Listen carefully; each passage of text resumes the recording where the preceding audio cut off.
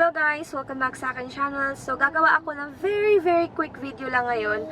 Ipapakikita ko lang sa inyo kung paano to gamitin tong visor clip from Body Works, tapos itong air freshener or car air freshener.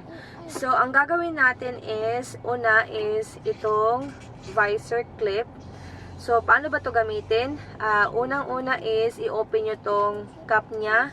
I-twist nyo lang siya ng counterclockwise. Ganyan. Tapos, ayan, open na siya. Pagkatapos niyan is, i-open na natin itong car air freshener. So, dito may nakalagay na, sa likod may nakalagay na peel when ready to use. So, dito ipipil natin. Ayan, ito.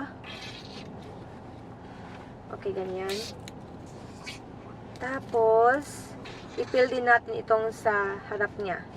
Wow, ang bango niya. Ang bango. Okay, like that. Ang bango. See? So, ayan, na-open na siya.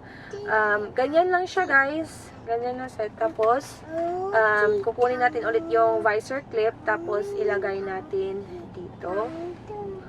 Wait, I'm sorry about the lighting. Ganyan. Tapos, pagkatapos natin ilagay yung car air freshener, itakip na natin itong cap. Ayan. Okay, so pagkatapos yan is, i-close na natin itong ating visor clip.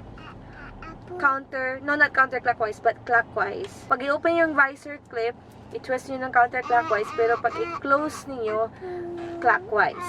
Okay, so hahanap tayo ng paglagyan natin. So, I decided to put it here kasi mas madali lang siya. Ayan.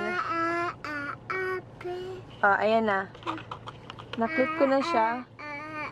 So, mas madali lang siyang i-clip kaysa sa yung isa. Meron kasing ibang design nito. Yung isa, pwede nyo ilagay dito sa my air conditioner. Pero yung nakuha ko is para siyang clip lang na ilagay dito. So, yan lang guys for today's video. Thank you so much for watching. Very quick lang. And see you in my next one. Bye!